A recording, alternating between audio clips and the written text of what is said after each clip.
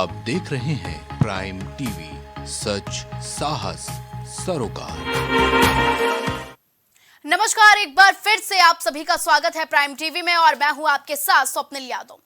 लोकसभा चुनाव का बिगुल बज चुका था, लेकिन कल तारीखों के ऐलान के बाद से एक अलग ही उत्साह देखने को मिला। लोकसभा चुनाव के कार्यक्रम जारी होने के साथ ही प्रदेश में आदर्श आचार संहिता लागू हो गई है और इसका कड़ाई से पालन कराने के लिए पुलिस ने कमर कस ली है। पुलिस मुख्यालय ने इसके लिए कार्य योजना तैयार कर सभी पुलिस कमिश्नर और पुलिस अधीक्षकों को भेज दिया है। साथ ही कार्य योजना के मुताबिक कार्रवाई करने के भी निर्देश दिए गए हैं, जिसमें अवैध शराब की बिक्री, अवैध शस्त्र के कारोबार, लाइसेंसी शस्त्रों की दुकान के सत्यापन के लिए अभियान चलाया गया है। हम सीधे आपको तस्वीरें दिखा रहे हैं लखनऊ, मऊ, वाराणसी, कानपुर, ललितपुर और गोरखपुर से कि आचार संहिता लागू होने के बाद से पुलिस प्रशासन अलर्ट मोड पर है। आप लखनऊ में देख सकते हैं कि जिला प्रशासन ने पुलिस प्रशासन को सख्त निर्देश दिए हैं।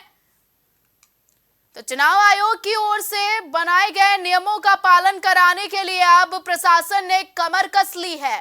सोशल मीडिया पर भी निगरानी रखी जा रही है। कानून व्यवस्था का उल्लंघन करने वालों के खिलाफ कड़ी कार्रवाई करने के निर्देश दिए गए हैं। आचार संहिता लागू होते ही जिला प्रशासन अब कमर कस ली है और एक्टिव मोड में नजर आ रहे हैं। आप देख सकते हैं कि स्क्रीन पर हम आपको सीधे तस्वीरें दिखा रहे हैं लखनऊ, मऊ, वाराणसी, कानपुर, ललितपुर और गोरखपुर से। तो जिला प्रशासन ने अब सख्त निर्देश दे दिए हैं। गोरखपुर में भी जिला प्रशासन चप्पे चप्पे पर निगाहें रख रहे हैं। आदर्श आचार संहिता लागू होने के बाद पोस्टर, बैनर भी हटाए गए हैं और निर्देश दिए गए हैं कि अगर कोई भी पालन का उल्लंघन करता है, नियमों का उल्लंघन करता है तो उस पर सख्त कार्रवाई की जाए। आप देख सकते हैं कि पोस्टर, बैनर हटाने का कार्य शुरू हो गया है। पुलिस गश्त कर चौराहे, चप्पो पर नजर रख रही है। पोस्टर, बैनर हटाए जा रहे हैं और वहीं जिला प्रशासन अब सख्त मोड में नजर आ रहे हैं। लोकसभा चुनाव 2024 की अधिसूचना जारी होते ही आदर्श आचार संहिता लागू हो गई है, जिसका कड़ी से सख्ती से पालन जिला प्रशासन करा रहा है। मॉडल कोड ऑफ कंडक्ट का आज अनाउंसमेंट हो गया है और इसके साथ में जो फॉर्मल तरीके से चुनाव की तैयारियां हो शुरू हो गई है। इसको लेकर जो तत्काल प्रभाव से जो एफएसटी और एसएसटी की टीम होती है, जो इंटर डिस्ट्रिक्ट बॉर्डर है, वहाँ पे हमारे चेक पोस्ट लग गए हैं और वहाँ पे पुलिस के द्वारा और जो मजिस्ट्रेट है उनके द्वारा संयुक्त रूप से जो है चेकिंग किया जा रहा है। कोई भी व्यक्ति इलिसिट आर्म्स है, ड्रग्स है, लीकर है, अनअकाउंटेड मनी है इत्यादि को लेकर ना जा सके, उसके लिए चेकिंग हो रही है। और जो भी अपराधी हैं जिनके ऊपर पूर्व से मुकदमे हैं, उनका डोजियर तैयार किया जा रहा है। जो BW NBW है उनको तामिला कराया जा रहा है।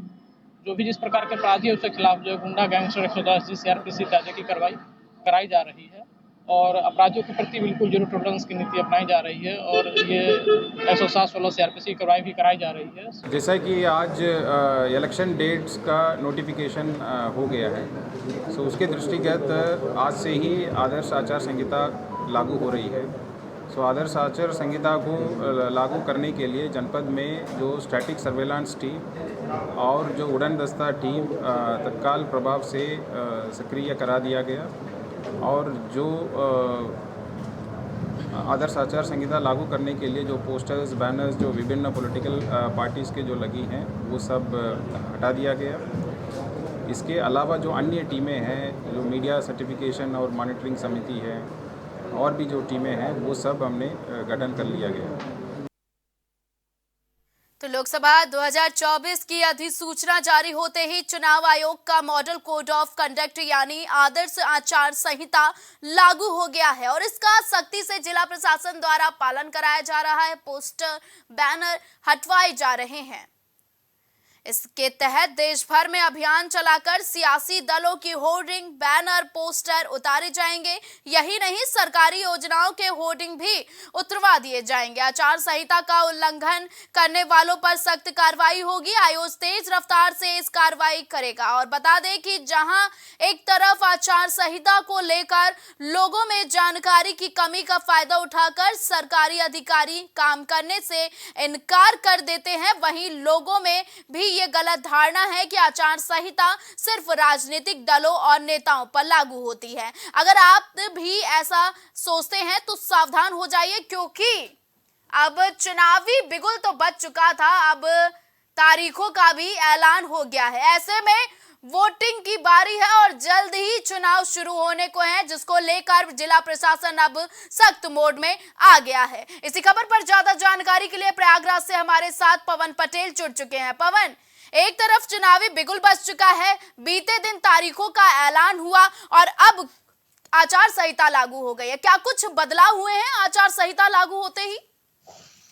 बिल्कुल सबने देखिए पूरे दिन का इंतजार था जब निर्वाचन आयोग द्वारा तारीखों का ऐलान किया और तारीखों का ऐलान होते ही प्रयागराज में आपका जिला प्रशासन तथा नगर निगम पूरी तरीके से हरकत में आ गया। प्रयागराज के तमाम स्थानों पर जितने भी पोस्टर, बैनर या होर्डिंग्स लगाए गए थे उनको देर शाम तक में जिला प्रशासन और नगर निगम की टीम द्वारा निकाल लिया गया। हालांकि देर शाम को जिलाधिकारी प्रयागराज द्वारा प्रेस वार्ता की गई और प्रेस वार्ता के दौरान उन्होंने बताया कि किस तरीके से प्रयागराज में चुनाव की प्रक्रिया को संपन्न कराया जाएगा। उन्होंने साफ तौर पर कहा है कि लोकसभा निर्वाचन को पारदर्शी तरीके से और एकदम सच्चे तरीके से कराया जाएगा और किसी तरीके की इसमें कोई गड़बड़ी नहीं होने पाएगी। हालांकि इस दौरान उन्होंने पूरे विस्तार से बताया कि किस तरीके से प्रयागराज में तैयारियां की गई है, किस तरीके से सुरक्षा व्यवस्था की गई है, किस तरीके से मतगणना होगी, किस तरीके से मतगणना के बाद किस तरीके से मतदान होगा, किस तरीके से मतगणना की जो तैयारियां है वो तैयारियों को लेकर जिलाधिकारी प्रयागराज द्वारा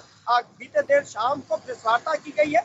हालांकि आचार संहिता लागू होते ही प्रयागराज में पुलिस प्रशासन और नगर निगम तथा जिला प्रशासन की टीम ने पूरी तरीके से शहर के तमाम स्थानों पर लगाए गए पोस्टर, बैनर, होर्डिंग्स को निकाल लिए। तो मतलब हम ये कह सकते हैं कि जिस तरीके से बीते दिनों पहले हमने देखा प्रयागराज सहित तमाम जो आसपास के स्थान है, चाहे वो राष्ट्रीय राजमार्ग की बात की जाए या सड़कों की बात की जाए, जहाँ पर हजारों की संख्या में पोस्टर, बैनर, होर्डिंग्स लगाए गए थे, तमाम राजधानियों से लगाए गए थे, तो देर शाम को जिला प्रशासन द्वारा निकाल लिया गया और इस पर अभियान भी चलाया जा रहा है। आने वाले 1-2 दिनों के अंदर अन्य जो स्थानों पर भी पोस्टर, बैनर या वॉल पेंटिंग की गई है उनको भी जिला प्रशासन द्वारा, नगर निगम द्वारा हटा लिया जाएगा।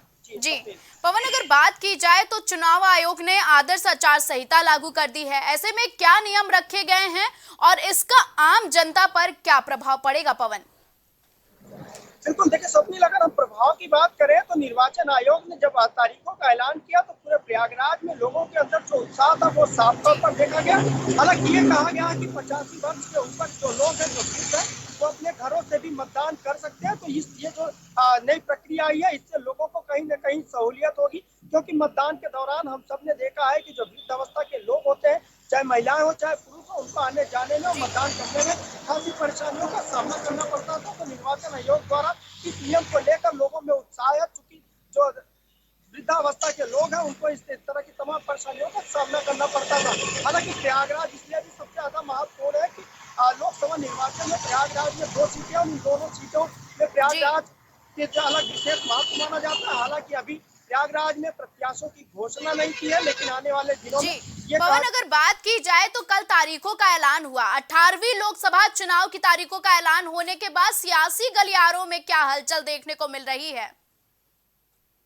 बिल्कुल स्वप्निल, देखिए सबसे महत्वपूर्ण सवाल है, हालांकि जब आचार संहिता लागू होने के बाद जो सियासी गलियारे है वो कहीं न कहीं जो है वो शांत बैठे हैं, क्योंकि आचार संहिता का उल्लंघन न होने पाए। निर्वाचन आयोग के कड़े दिशा निर्देश दिए गए। इसको लेकर जितने भी राजनीतिक दल है वो जमीनी स्तर पर लोगों से अपने संपर्क को बढ़ा रहे हैं। लेकिन अब अगर सियासी गलियारों की बात करें तो जितने भी राजनीतिक दल हैं वो बीते कई दिनों से, बीते कई महीनों से या वर्षों की बात कह लें तो लगातार जमीनी स्तर पर कार्य कर रहे थे। अब आने वाले दिनों में किस तरीके से उन्होंने कार्य किए हैं, किस तरीके से लोगों को वो लुभा चुके हैं, किस तरीके से लोगों को लुभाएंगे, निश्चित रूप से आने वाले दिनों में, आने वाले करीब 46 दिनों में ये भी तय हो जाएगा कि देश का प्रधानमंत्री कौन बनेगा और किस तरीके से। जी पवन, ज्यादा जानकारी हमारे दर्शकों तक पहुंचाने के लिए बहुत बहुत धन्यवाद। तो लोकसभा 2024 का अब रणभूमि तैयार है, चुनाव की तारीख नजदीक है। चुनावी तारीखों का ऐलान होने के बाद अब जिला प्रशासन भी सतर्क मोड पर है। सरकारी होर्डिंग, बैनर और पोस्टर को हटवाने का काम लगातार जारी है। चुनाव आयोग ने आदर्श आचार संहिता लागू कर दी है, जिसके बाद अगर किसी ने भी नियमों के पालन का उल्लंघन किया तो उस पर कड़ी कार्रवाई की जाएगी। पुलिस प्रशासन, जिला प्रशासन अब सख्ती से पेश आ रहे हैं और किसी भी लापरवाही न होने के चलते और चुनाव निष्पक्ष होने के लिए कड़े निर्देश दे रहे हैं और नियमों का पालन कराने के लिए जगह जगह लोगों से अपील भी कर रहे हैं। वहीं इसी खबर पर ज्यादा जानकारी के लिए हमारे साथ सुल्तानपुर से आशुतोष जुड़ चुके हैं। आशुतोष, अगर बात की जाए 18वीं लोकसभा चुनाव की तारीखों का ऐलान हो गया है, ऐसे में सुल्तानपुर में क्या कुछ खास देखने को मिल रहा है आदर्श आचार संहिता लागू होने के बाद? जी बिल्कुल, हम बता रहे हैं आपको, जिस तरह जो है चुनाव का माहौल जैसे नजदीक ही आता है, हर अधिकारी, हर प्रशासन अलर्ट मोड पे हो जाता है। इसके अलावा जो है चुनाव आयोग के भी जो अधिकारी, जो स्टाफ है, वो भी अलर्ट मोड पे हो जाते हैं। कहीं भी कोई तरह की प्लेटफॉर्म पे, सोशल मीडिया पे जो आजकल जो चल रहे हैं फेक न्यूज को लेकर या वैसे भी कमेंटबाजी को लेकर, सब पे जो है निगरानी रखी जाएगी। इसके अलावा जो है अधिकारी द्वारा कल हाल में ही बैठक की गई है, वो उसमें भी जो है निर्देश दिया गया है, कोई भी जो है अफवाह पे ध्यान न देगा, कोई भी जो है कमेंटबाजी पे ध्यान नहीं देगा। कहीं न कहीं जहां जिस तरह जो है होर्डिंग और बैनर, जो पोस्टर हर जगह जो लगाए गए थे, वो भी आचार संहिता लागू होने के बाद उतार दिए गए हैं। आशुतोष, कितने दिनों का टाइम दिया गया है सरकारी होर्डिंग, बैनर और पोस्टर हटाने का? जी बिल्कुल, आपको बता दें, सुल्तानपुर की अगर बात करते हैं, लगभग 3 दिन का जो है ये समय दिया गया है। 3 दिन के अंदर जो भी होर्डिंग, पोस्टर जो भी है, वो सब हटा दी जाएंगे और उसके अलावा भी कहीं अगर जैसे पाया जाता है, कठोर वहां पे कार्रवाई करने का निर्देश दिया गया है इसको लेकर। जी आशुतोष, अगर बात की जाए तो उम्मीदवार और पार्टी के नेताओं के लिए क्या कुछ नियम बनाए हैं चुनाव आयोग ने, क्योंकि कल ही तारीखों का ऐलान हुआ है? जी बिल्कुल, आपका कहना सही है। जिस तरह जो है हर पार्टियों का जो बनाया गया है, पार्टियों को जो है बोला गया है, कहीं भी आप लोग होर्डिंग मत यूज करिएगा और रोड का जो है रोड शो मत करिएगा, प्रचार मत करिएगा, अपने शांतिपूर्वक के तरीके से ही जो है करिएगा। शांतिपूर्वक ढंग से जो एक चुनाव है उसको निपटाया जाएगा। उसके अलावा जो भी जो है यहाँ पे कमियां, जो भी कोई अगर आपको रैली या कोई भी चीज अगर करना है, वो परमिशन लेने के बाद ही आप कर सकते हैं। उसके अलावा कोई चीज आपको वहाँ पे अलाउ नहीं रखा गया है। जी आशुतोष, अगर बात की जाए तो चुनावी तारीख आ गई है और आदर्श आचार संहिता लागू हो गई है, ऐसे में सुल्तानपुर में क्या माहौल दिख रहा है राजनीतिक और आम जनता के बीच में? जी बिल्कुल, आपका कहना सही है। जिस तरह जो है आम जनता की अगर पहले हम बात कर लेते हैं, कोई भी चुनाव अगर नजदीक आता है, वहाँ पे जो है उनके जो मतदाता है, जो उनके वोटर्स है, वो पहले सबसे पहले उसको सुधारा जाता है। जहाँ पे जो है हर लगभग जैसे आम जनता का ये कहना होता है, हमारे नाम कर जाते हैं, वोट नहीं दे पाते हैं, वहाँ का मत का भी प्रयोग नहीं कर पाते हैं। लेकिन वो सबसे पहले वो जो है आम जनता को एक सुझाव दिया गया है, जिससे आप लोग का जो है वोटर्स, मतदाता जो भी पर्ची है, वो सब कंप्लीट किया जाए, किसी का भी नाम नहीं कटे। और उसके अलावा जो है अधिकारी द्वारा जो भी निर्देश दिया गया है, तमाम जगह पे जो भी होल्डिंग बैनर को लेकर जो चल रहे हैं, वो भी जो है हटाए जाए। शांतिपूर्वक और अच्छे ढंग से संपन्न कराया जाएगा मतदान को लेकर और अच्छे ढंग से जो है आम जनमानस को भी जो है इसका लाभ उठा सके। आशुतोष, ज्यादा जानकारी हमारे दर्शकों तक पहुंचाने के लिए आपका बहुत बहुत धन्यवाद। 24 का शंखनाद शुरू हो गया है और 19 अप्रैल से इस महापर्व की शुरुआत हो जाएगी। तो लोकसभा चुनाव की जहां एक तरफ देश भर में चहल पहल देखने को मिल रही है, तो इसी चहल पहल के बीच में आदर्श आचार संहिता लागू हो गई है, जिसके कुछ चुनाव आयोग ने नियम बनाए हैं। तो आचार संहिता लागू होते ही कई नियम चुनाव आयोग की तरफ से निर्देश दे दिए गए हैं, जिसका जिला प्रशासन, पुलिस प्रशासन सख्ती से पालन कराएगी और जांच के निर्देश भी दे दिए गए हैं। तो चुनाव शुरू होने से पहले जो तैयारियां हैं वो तेज हो गई हैं। चुनाव में रमी राजनीतिक पार्टियों की तैयारियों पर और लगे हुए बैनर, पोस्टर और होर्डिंग पर जिला प्रशासन ने अब सख्त निर्देश दिए हैं। उन्हीं नियमों के हिसाब से अब चुनावी प्रचार होंगे। तो वहीं काशी से हमारे साथ शैलेंद्र सिंह जुड़ चुके हैं। शैलेंद्र, महापर्व की शुरुआत 19 अप्रैल से होनी है और आदर्श आचार संहिता बीते कल से लागू हो गई है, तो ऐसे में क्या बदलाव देखने को मिले हैं काशी में? शैलेंद्र, कि आपसे जिस तरीके से जो तैयारियां जो की गई हैं यहाँ पे चुनाव आचार संहिता लागू होते ही जो है मतदाता जो है अपने इस महापर्व को काफी एकदम उत्साहित हैं और इसके साथ जी। साथ तमाम एक अलग अलग मुद्दे हैं लोगों के अंदर और वो इस बार जो मत का जो प्रयोग करेंगे वो एक नए मुद्दों के साथ करेंगे क्योंकि बदलते भारत की जो तस्वीर है वो तस्वीर रहेगी हमारे साथ। देखिए तमाम लोग यहाँ पे काशी जी। वासी से लोग जुड़े हुए हैं क्योंकि देवों के देव महादेव की नगरी है वाराणसी। जी। इसके साथ साथ आपसे बताते चले कि वाराणसी में इस बार पीएम नरेंद्र मोदी तीसरी बार अपने इस बार चुनावी भाग्य का फैसला आजमाएंगे क्योंकि पीएम नरेंद्र मोदी जो हैं यहाँ पे तीसरी बार प्रत्याशी बनाए गए हैं बीजेपी के सिंबल से। इसके साथ साथ बताते चले कि पीएम नरेंद्र मोदी के चेहरे पे अगर बातें की जाए तो लगभग जो है पूरे भारतवर्ष में चुनाव जो है लड़ा जा रहा है। तो विपक्ष भी जो अपनी तैयारियां पूरी कर चुकी है जी। कि कैसे जो है शिकस्त दी जाए बीजेपी को। तो शैलेंद्र, इसकी रणनीति काशी की जनता में क्या माहौल देखने को मिल रहा है तारीखों के ऐलान के बाद से, जरा हमें बताइए। देखिए बताते चले कि यहाँ पे यहाँ पे जो 7 चरणों के जो चुनाव है 1 जून को वोटिंग होनी है। यहाँ पे अंतिम चरण का जो वोट होना है यहाँ पे। जी। हमारे साथ तो इसमें कुछ लोग मौजूद हैं काशी से जुड़े हुए हैं लोग और जानते हैं कितना उत्साह है लोगों के अंदर, कितना उमंग है इस समय। जी पहले आपका नाम और परिचय जानना चाहेंगे हम। सर्वजीत यादव। जी सर्वजीत जी, अगर जो यहाँ पे जो वोटिंग होने वाली है इस बार तो किन मुद्दों के साथ आप लोग वोटिंग करेंगे? इस बार हम लोगों का वो मुद्दा रहेगा जैसे कि जो हमारे माननीय प्रधानमंत्री जी ने जो कार्य किए हैं, जो विकास किए हैं, रोडे हैं, 5 लाख का जो हर किसी हर गरीब को जो मिल रहा है वो दवाई वाला जो होता है, दवा वाला जो कार्ड बना है, ऐसे बहुत सारे मुद्दे हैं जो कि कोई विपक्ष टिकेगा नहीं। अच्छा विपक्ष टिकेगा नहीं, जैसे इनका कहना कि मतलब कि तमाम मुद्दे जो है। जी आप लोग मत का प्रयोग करने जाएंगे इस बार महापर्व का जो उत्साह है, जो उमंग है, बदलते भारत की तस्वीर की बातें भी की जा रही हैं, विकसित भारत की बातें की जा रही हैं। तो किन मुद्दों के साथ आप लोग जाएंगे इस बार वोट करने के लिए? क्या ऐसे विशेष मुद्दे हैं बनारस में, कुछ बदलाव नजर आया आपको? नहीं, ऐसा कोई बदलाव नहीं है, न ही ऐसा कोई मुद्दा है। जी ये है कि जब है मैदान में चुनाव लड़ रहे हैं तो लड़ने जी। तो क्या यहाँ पे बीजेपी के जो दावे किए गए हैं तो वो तमाम जो है कुछ यहाँ पे वादे पूरे हुए हैं अभी तक? ये चीज तो यहाँ के लोग ही बताएंगे। तो आप भी तो हैं कि आप भी कहीं और से आए हैं, आप भी तो वाराणसी के ही हैं, तो आपको नजर नहीं आ रहा है कि विकास हुआ या नहीं हुआ है? आप क्यों इतना संकोच कर रहे हैं? क्या आपको किसी चीज का डर है क्या? नहीं, डर तो नहीं है। तो क्या आपको विकास के मॉडल नजर नहीं आ रहे? यहाँ पे विकास हुआ या नहीं हुआ है? आप क्यों इतना गंभीर उसमें है? नहीं, विकास तो हुआ है, ऐसा हाँ। नहीं है कि नहीं विकास हुआ है। हाँ। विकास हो रहा है और होता रहेगा। देखिए विकास हुआ और होता रहेगा। हमारे साथ कुछ और भी लोग मौजूद है। जी पहले आपका नाम और परिचय जानना चाहेंगे हम। मैं अरविंद कुमार सिंह, रहने वाला ग्राम पंचायत चौका। जी देखिए ये महापर्व जो है इस बार चुनाव का जो है, कितनी उम्मीद कितनी आस?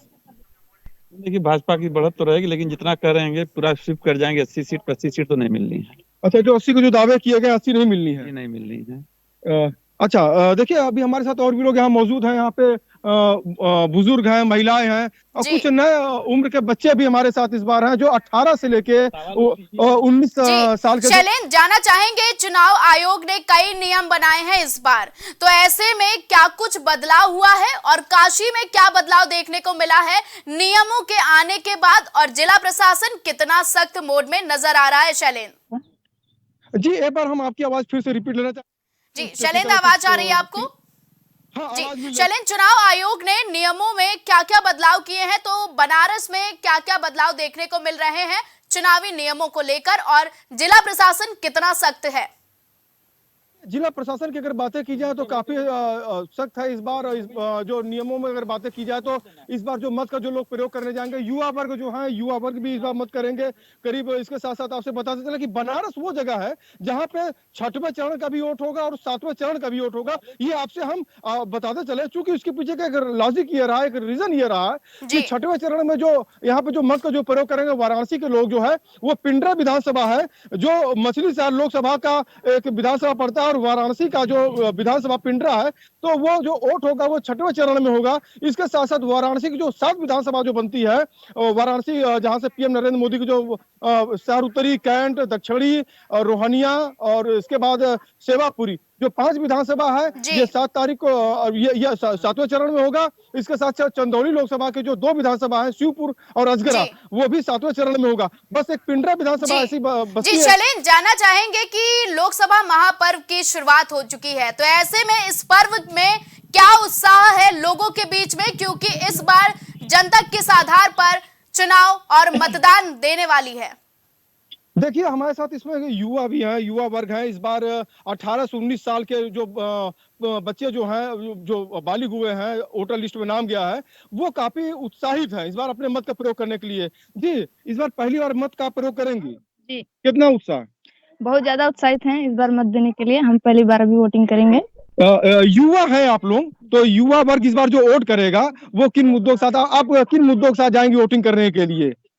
मतलब पढ़ाई के लिए भी बहुत सारी सुविधाएं उपलब्ध कराए हैं, जैसे स्मार्टफोन, टैबलेट वगैरह है। अभी तक हमने प्राप्त नहीं किया है, लेकिन फॉर्म डाला है। जी, तो काफी उत्साह है इस बार जब मत का प्रयोग करेंगी आप? जी, जी।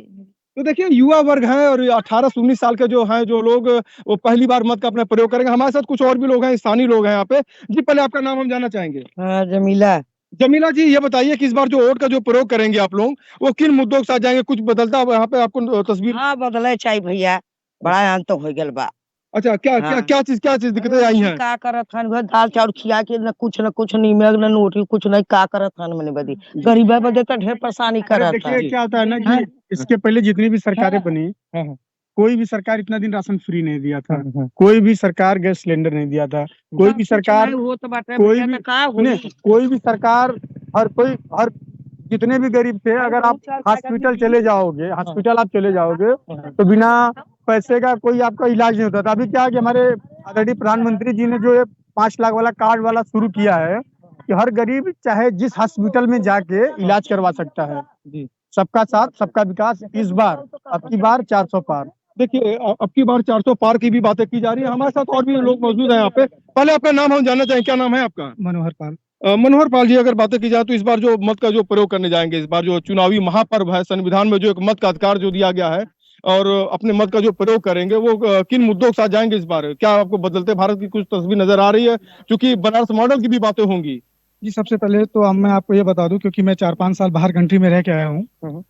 तो पहले जो होता था ना, इंडिया को जिस लेवल से लोग देखते थे, आज उनका देखने का तरीका बदल चुका है। पहले क्या होता था, इंडियन इकोनॉमी, आपसे पहले इंडियन इकोनॉमी पहले कहाँ पे थी? जी, 10वें-12वें नंबर पे इंडियन इकोनॉमी थी। आज इंडियन इकोनॉमी 5वें नंबर पे है। जी। इंडियन जीडीपी कहाँ होती? जी शैलेन, तो ज्यादा जानकारी हमारे दर्शकों तक पहुंचाने के लिए आपका बहुत बहुत धन्यवाद। तो लोकसभा चुनाव की तारीखों का ऐलान होने के बाद आदर्श आचार संहिता लागू हो गई और ऐसे में 24 का शंखनाद, 19 अप्रैल से इस महापर्व की शुरुआत होगी। तो आदर्श आचार संहिता लागू होने के बाद आप अपनी पेंशन बनवाने के लिए सरकार कार्यालय जा सकते हैं। कई बदलाव किए गए हैं चुनाव आयोग की ओर से। तो लोकसभा चुनाव 2024 की अधिसूचना जारी होते ही चुनाव आयोग का मॉडल कोड ऑफ कंडक्ट यानी आदर्श आचार संहिता लागू हो गया है। बीते दिन जहां कल तारीखों का ऐलान हुआ, तो उसी बीच राजनीतिक और आम जनता में भारी उत्साह देखने को मिला, क्योंकि ये देश का महापर्व है और महापर्व की शुरुआत होते ही आदर्श आचार संहिता लग गई है। ऐसे में सरकारी होर्डिंग, बैनर और पोस्टर को हटवाने का कार्य भी शुरू हो गया है और जिला प्रशासन की ओर से मात्र 3 दिन का अल्टीमेटम दिया गया है। तो जिला प्रशासन तैयारियों का जायजा ले रहे हैं और नियमों का पालन कराने के निर्देश भी दिए गए हैं। अगर यदि कोई नियमों का उल्लंघन करता है तो उस पर कड़ी कार्रवाई की जाएगी और सजा का भी प्रावधान रखा गया है। तो इसी खबर पर ज्यादा जानकारी के लिए हमारे साथ गोरखपुर से धनेश जुड़ चुके हैं। धनेश, चुनावी पर्व शुरू हो गया है, तो ऐसे में गोरखपुर में क्या बदलाव देखने को मिल रहे हैं आदर्श आचार संहिता लागू होने के बाद? धनेश, कल से जो आचार संहिता लागू हुआ है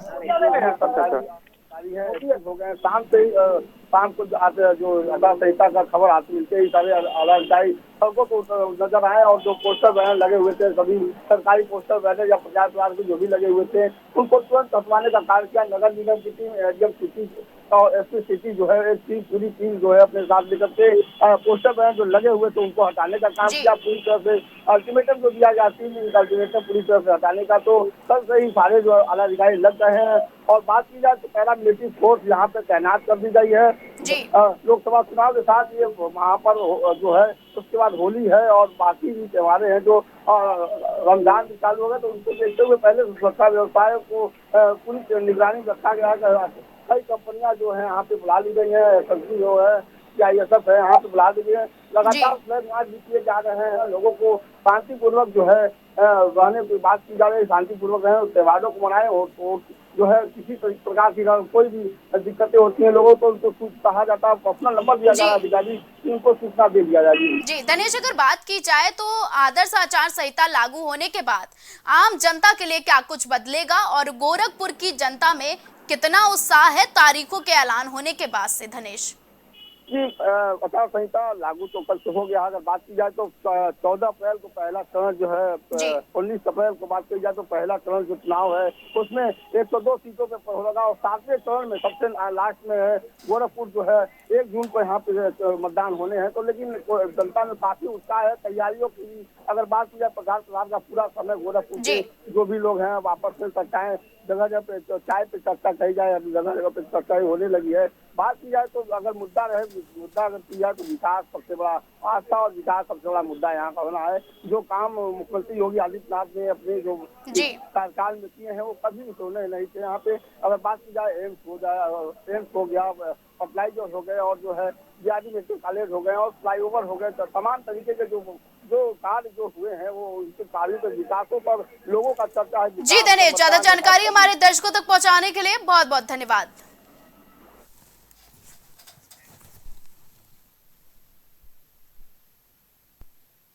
तो देश में लोकसभा चुनाव 2024 की तारीखों का ऐलान हो गया है और अब राजनीतिक दलों में अपनी अपनी तैयारियां तेज कर दी हैं। पार्टियां अब अपने उम्मीदवारों के नाम की घोषणा लगातार कर रही हैं और इसी क्रम में समाजवादी पार्टी ने उम्मीदवारों की 5वीं लिस्ट जारी कर दी है।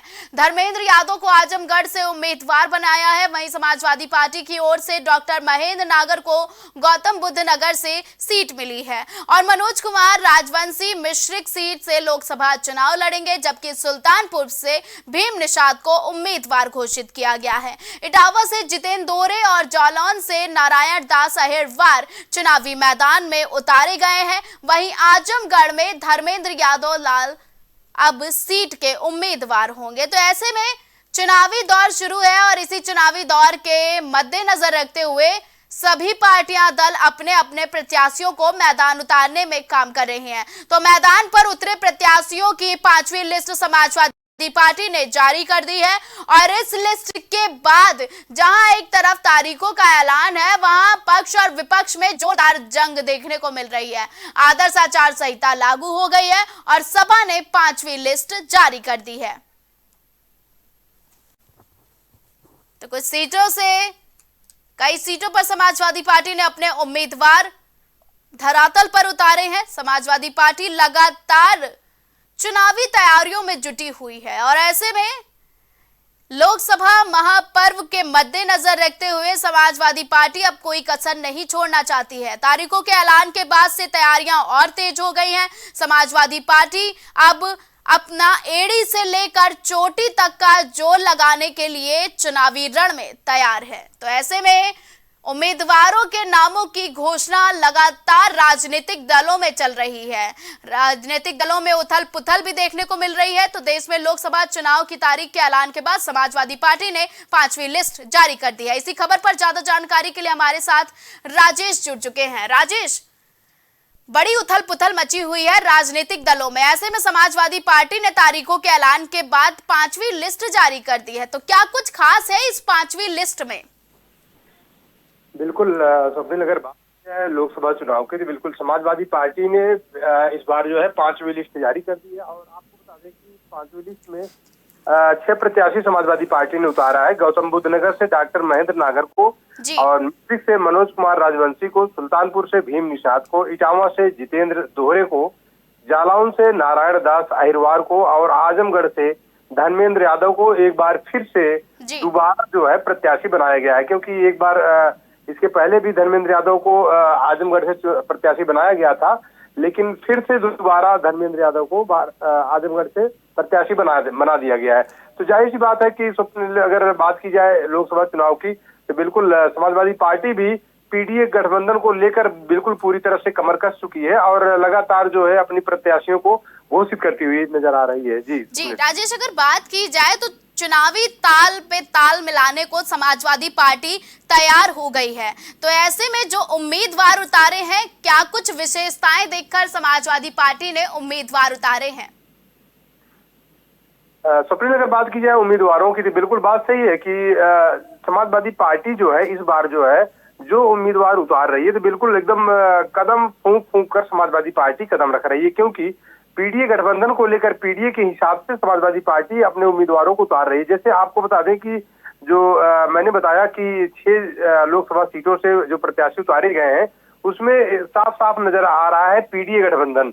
तो बिल्कुल जाहिर सी बात है कि पीडीए गठबंधन को आगे करते हुए समाजवादी पार्टी जो है प्रत्याशियों को घोषित कर रही है। स्वप्निल जी राजेश, अगर बात की जाए तो तारीखों का ऐलान हो चुका है, आदर्श आचार संहिता लागू हो चुकी है। ऐसे में समाजवादी पार्टी और अगर विपक्ष की और सत्ता पक्ष की बात की जाए तो सभी एक्टिव मोड में हैं।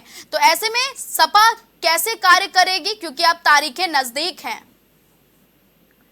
बिल्कुल स्वप्निल, जिस तरह से कहा जाए कि चुनाव आयोग ने तारीखों का ऐलान कर दिया है, 19 अप्रैल से चुनाव होना है, फर्स्ट फेज का शुरुआत होना है, तो जाहिर सी बात है कि चुनाव की तारीखों को देखते हुए समाजवादी पार्टी भी पूरी तरह से कमर कस चुकी है। दूसरी चीज आपको बता दें कि जो सरकार है सरकार बीजेपी है, तो बीजेपी भी बिल्कुल पूरी तरह से कमर कस चुकी है, क्योंकि आपको बता दें कि अभी अगर हाल की बात अगर कही जाए तो मुख्यमंत्री योगी आदित्यनाथ जो है लगातार अभी तक जो है 11 रैलियां कर चुके हैं, क्योंकि अभी चुनाव की तारीखों का ऐलान कल हुआ है, जबकि 11 रैलियां उसके पहले ही योगी आदित्यनाथ कर चुके हैं। तो इन सब चीजों को अगर देखा जाए, चाहे बीजेपी हो, चाहे समाजवादी पार्टी हो, चाहे कांग्रेस हो, चाहे बीएसपी हो, लगातार सारी पार्टियां बिल्कुल कमर कस चुकी हैं। जी राजेश, ज्यादा जानकारी हमारे दर्शकों तक पहुंचाने के लिए बहुत बहुत धन्यवाद।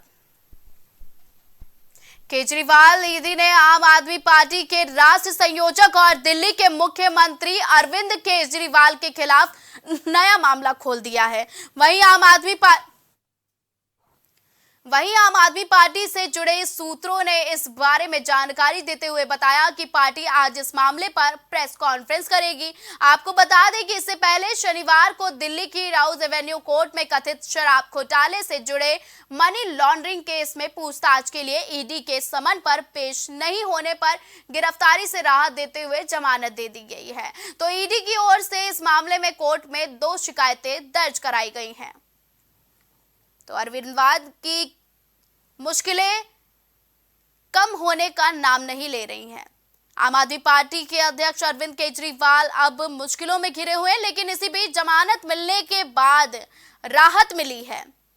तो ईडी ने केजरीवाल के खिलाफ एक नया केस खोल दिया है। आम आदमी पार्टी आज इन्हीं मुद्दों पर प्रेस कॉन्फ्रेंस करेगी। इसी खबर पर ज्यादा जानकारी के लिए हमारे साथ राजेश जुड़ चुके हैं। राजेश, एक तरफ चुनावी बिगुल बज चुका है, तारीखों का ऐलान हो चुका है, ऐसे में अरविंद केजरीवाल की मुश्किलें बढ़ना, क्या है इसके पीछे की वजह? बिल्कुल स्वप्निल, अगर बात की जाए अरविंद केजरीवाल की तो जाहिर सी बात है कि लगातार 8 बार समन ईडी ने केजरीवाल को दे चुकी थी, लेकिन अब जो है 9वां समन केजरीवाल को भी जारी हो गया है। और आपको एक चीज ये भी बता दें कि आज 10 बजे जो है आम आदमी पार्टी की इसी पर आज प्रेस कॉन्फ्रेंस भी है, क्योंकि ईडी ने अरविंद केजरीवाल पर एक नया केस खोल दिया है। तो जैसी एक चीज और आपको बता दें कि लोकसभा का चुनाव घोषित होते ही अरविंद केजरीवाल पर नया केस जो है खोल दिया गया है, जबकि आपको बता दें कि इसके पहले अभी शराब नीति घोटाले पर दिल्ली की राउज एवेन्यू कोर्ट ने केजरीवाल को जमानत दे दिया था। तो जाहिर सी बात है कि चाहे ईडी हो, चाहे सीबीसीआईडी हो, चाहे सीबीआई हो, तो जाहिर सी बात है जो भी एजेंसियां हैं, भारत सरकार की जो एजेंसियां हैं, वो विपक्ष पर लगातार विपक्ष के जो नुमाइंदे हैं उन पर लगातार अपना जो है बिल्कुल उनके फांस कसती हुई नजर आ रही है। और इसी कड़ी में अरविंद केजरीवाल पर भी लगातार जो है केस जो है खोले जा रहे हैं, और उसी को देखते हुए अभी नया केस ईडी ने खोल दिया है, जिसको लेकर आज प्रेस कॉन्फ्रेंस दिल्ली में होने जा रही है। जी राजेश, ज्यादा जानकारी हमारे दर्शकों तक पहुंचाने के लिए बहुत बहुत धन्यवाद। फिलहाल खबरों का सिलसिला लगातार जारी रहेगा। देश और दुनिया की ताजा तरीन खबरों के लिए आप देखते रहें प्राइम टीवी। कुछ भाव पुष्प आप देख रहे हैं प्राइम टीवी, सच साहस सरोकार। प्रधानमंत्री श्री नरेंद्र मोदी का संकल्प है कि देश का हर नागरिक पोषित, सशक्त और समर्थ बने। जब पूरा विश्व इस सदी की सबसे बड़ी महामारी कोविड-19 से जूझ रहा था, उस दौरान प्रधानमंत्री श्री नरेंद्र मोदी जी के नेतृत्व में भारत सरकार ने प्रधानमंत्री गरीब कल्याण अन्न योजना का संचालन कर देश के गरीबों की खाद्य सुरक्षा सुनिश्चित की। इसी संवेदनशीलता को जारी रखते हुए आज 80 करोड़ से भी ज्यादा लोगों को मुफ्त अनाज दिया जा रहा है। सभी को अनाज, पोषित समाज।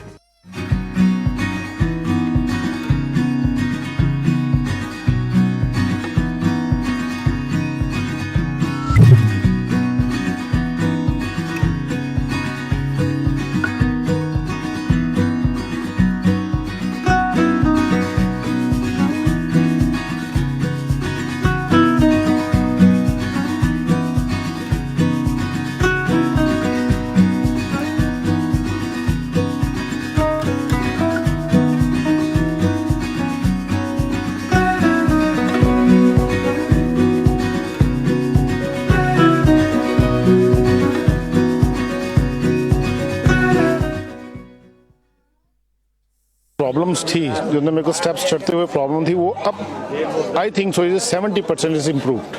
ठीक है, मेरे को एंकल में प्रॉब्लम थी एंड मेरे को नसेस मसल्स प्रॉब्लम थी, जो मसल्स में काफ़ी पेन रहती है, जो अब की इस टाइम पर एक बार ही मैंने लिया, मैं लास्ट टाइम आया था, उसके बाद मैं अब दोबारा आया हूँ, तो ऐसे 70% इज इम्प्रूव्ड, जो कि डॉक्टर नहीं कर सका। मैंने हाँ, मतलब मैं गंगा राम के हॉस्पिटल के डॉक्टर से तकरीबन 2 साल तक ये ट्रीटमेंट करा था, कि उनको समझ ही नहीं आया ये प्रॉब्लम क्या है। दैट इज अब बेटर है।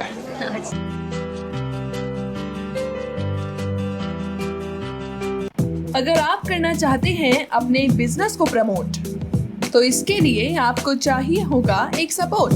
बेहतर स्क्रिप्ट, शानदार ग्राफिक्स, बेहतर विजुअल, दिखाएंगे कमाल, जानकारी पहुंचेगी जन जन तक, आपका काम करेगा धमाल।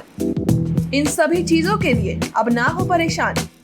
Brand promotion, motion designing and video editing, 2D और 3D animation, television telecasting, social media works, script writing जैसे कामों के लिए आज ही कांटेक्ट करें 9267925186 पर। इसी के साथ ही आप हमें जीमेल भी कर सकते हैं vikasproduction.gfx@gmail.com पर। छूट नहीं पाएगी अब यूपी की कोई भी खबर, क्योंकि हर खबर पर होगी हमारी पैनी नजर। सच्ची खबरों पर रहेगा हमारा पूरा फोकस। आपको दिखाएंगे सूबे से जुड़ी हर खबर। देखिए प्राइम उत्तर प्रदेश सिर्फ प्राइम टीवी पर। राजनीति से लेकर खेल के मैदान तक, हॉलीवुड से